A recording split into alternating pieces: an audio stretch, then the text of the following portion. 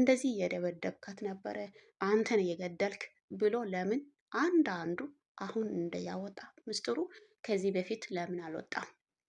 ጥያቄ የሆነብኝ እሱ ነው። እንግዲህ ለቀነንዬ ፍትህ እንበል።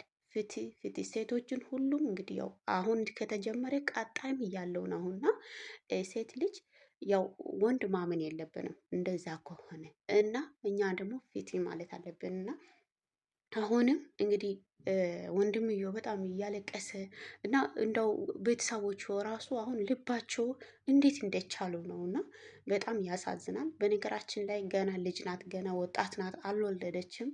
በሷ እንደው ተክታ እንኳን ብትሄድ ወልዳ ብትሆን ደስ ይላል የሰው ልጅ ማለት ነው። በሷ ቦታ ብሎ ያሳድጋል።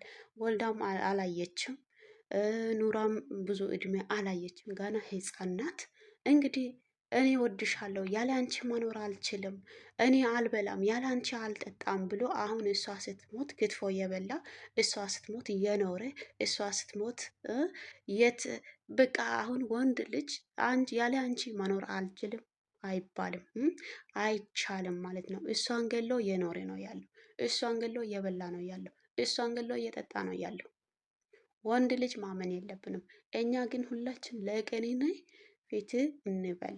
ለምን ካላችሁ ይሄ ይቀጥላል፣ በአንዱ ከተጀመረ ይቀጥላል እና ወንድምየው በጣም እያለቀሰ ልብ እንደሰበረ ሰበረችው እና የቤተሰቦቿ ራሱ መኖር አልቻሉም ማለት እሷ የሞተችው ትሻላለች። የሞተችው በአንድ ሞታለች አይደለ? እሷ ትሻለች። ቆሞ ያለው ሰው እንዴት እንደሚጎዳ ይጎዳል፣ በጣም ይጎዳል። እና ቀነንዬ እንግዲህ እግዚአብሔር ነፍስን ይማርሽ። ምን እንበል? ያላችሁ ደግሞ ጽናት እግዚአብሔር ለእናንተ በእውነት በጣም ተጎዱ ቤተሰቦቹ። አሁን እንደ አዲስ ሚዲያ ላይ እየወጣ ነው ያለው እንደ አዲስ። አሁንም ግን ለእኔ ጥያቄ የሆነብኝ ለምንድን ነው ይሄ ምስጢር ወንድምየው ከሞተችው በፊት በቃ ወዲያው ከሞተችው ለምን አልወጣም ብዬ ነው። እሱ ደግሞ አልገደልኩም ግን ካሳ ከፍላለሁ የሚለው ነገር ሚዲያ ላይ ሰምቻለሁ። ምንድን ነው ካሳ የሚከፍለው? ምን ወልዶ ሌላ ልጅ ለነሱ ለመስጠት ነው? ለእሷ ፋንታ ለመተከል? አልገባኝም። በዚህ ጥያቄ አለኝ። ግን በጣም ያሳዝናል። ፊት ይበሉ፣ ፊት ማለት አለባቸው ማለት ነው። ሁላችን ሴት ልጅ ማመን የለብንም። አንድ ሀገር ሰው ሆኖ አንድ ብሔር ሆኖ አንድ ቤተሰብ ሆኖ አንድ ቀንም ቢሆንም ከእሷ ጋር ሆኖ መግደል ማለት በጣም ከባድ ነው። ግን ምን አድርጋ ነው? ምን አይነት ተንኮል ነው ይሄ? እሷ ግን ምን አድርጋ ነው እስከ መገደል ማለት ነው የሚያበቃ? የሰው ልጅ እንዴት እንደዚህ በትንሽ አይምሮ እንዴት እያስባል? ወንድምዮ እንዳለ አንድ ቀን እኔም እህቷ የእሷ እህት የልጁ እህትም እኔም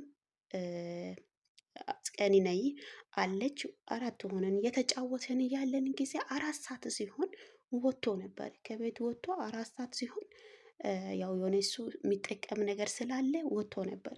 እሱ ወጥቶ መጥቶ ሌሊት 11 ሰዓት፣ ሌሊት ማለት 11 ሰዓት ነግቶ ማለት ነው። ያው ብዙ ነገር የሚጠቀም ነገር አለ ብዬ ነው የማስበው። ብዙ ነገር ይኖራል እና ተጠቅመው መጥቶ እሷን እንግዲህ ሲደበደብ ምን ስል አይቷል ወንድምየው ማለት ነው። ግን አሁን ምስጢር ለምን ይወጣ? አሁን ለምን ቆይቶ ምስጢሩ ማውጣት ቻለ? እኔ የሚገርመኝ እሱ ነው። ለምን መጀመሪያ ጊዜ ግን ምስጢሩ አልወጣም? እና እንግዲህ ኑራ ወይም እነሱን ሳላገዝ ኑራ እኔ በጣም የሚያሳዝነኝ ገና ልጅ መሆኗ ነው። ገና ልጅ መሆኗ ነው። እና እሱ ግን ለምን አይሞትም? እሱ ለምን አይሞትም? መንግስት እኮ አስሮ እየቀለበ ነው ያለው፣ እየጠጣ ነው ያለው፣ እየበላ ነው ያለው እሷን ገለው ማለት ነው። እና እኔ በእውነት ወንዶቹ አላምንም። እንግዲህ እግዚአብሔር እኔ ወንዶቹ አላምንም። እና ምን ማለት ፈልጌ ነው? ወንድምየው በጣም አሁን ምስጢሩን እያወጣ ነው፣ ጽሁፉን እያወጣ ነው፣ እየደበደብቱ የደማቸው ሁሉም ነገር እያወጣ ነው ያለው ሚዲያ ላይ ካያቸው። ግን በጣም ያሳዝናል። በነገራችን ላይ ሴት ልጅ እንኳን መምታቱን ማግደሉን ሳይሆን እንደው ማየቱ ራሱ እኔ እንጃ አላውቅም። እግዚአብሔር እንግዲህ የለሱ ይቅር ይበል እና ምን ማለት ፈልጌ ነው? ሁላችን ፍትህ ማለት አለብን። ሁላችን ለቀነኒ ፍትህ ፍትህ ፍትህ ማለት አለብን። በጣም ያሳዝን። እስኪ ሰው ልጅ 4 ሰዓት የሚመለስበት ሰዓት 4 ሰዓት ወጥቶ ይወጣል፣ ይጠቀማል፣ ይጠጣል። ከዛ በኋላ በገንዘብ ምክንያት በሰው ጋር ተጣልቶ መጥቶ እሷን እቤት ውስጥ መታ እና እኔ አንተ በመሀል እንዳትገባ ብዬ ብሎኝ ዞር ብዬ ያለሁ ሰዓት 5 ደቂቃ በኋላ ደግሞ ግባና ገብተህ ተነጋገሩ ብለዋል ማለት ነው እያለ ነበረ ወንድምየው ማለት ነው። እና እንግዲህ እኔን አይታ በጣም አለቀሰችው። እኔም በዚህ ሁኔታ ስላየህ ብላ እያለቀሰች ነበረ እያለ ነበረ ወንድምየው። ነው በጣም ቤተሰብ ያሳዝናል። እንግዲህ እንደዚህ አይነት ወንድ እግዚአብሔር ይገስጸው፣ እግዚአብሔር ይገስጸው። እናንተ ደግሞ ፍትህ ይበሉ፣ ፍትህ ይበሉና እንግዲህ ረጅም ዓመት እንኳን ቢታሰርም ሳይሆን እንደው ቢሞትም የእሱ ነገር እኔ እንጃ ጌታን። እና በጣም ያሳዝናል። እግዚአብሔር እንግዲህ ለእሷም ያው ነፍሷን ይማራት። ምን እንበል፣ የማይሆን ቦታ ደርሳለች። ምንም አንድ ሞት ማለት ሰው ልጅ መልሶ አይም ያው ምንም እንደው ቅድም እንደነገርኳቸው የሞተችው እሷ ትሻላለች። ቤተሰቦቿን ጎርታ፣ ወንድሞቹ ጎርታ፣ ወንድምየው እያለቀሰ መረጃውን ሲያወጣ በጣም ልብ ነው የሰበረኝ ማለት ነው። በጣም ያሳዝናል። የሚያሳዝን ነገር ነው እና እግዚአብሔር እንግዲህ ለነሱም ጽናት ይስጣቸው። ምን እንበል ቤተሰቦቼ፣ ላይክ አድርጉ፣ ሰብስክራይብ አድርጉ፣ ሰፖርት አድርጉ። ውድ ቤተሰብ እንደዚህ አይነት እግዚአብሔር ይገስጸን።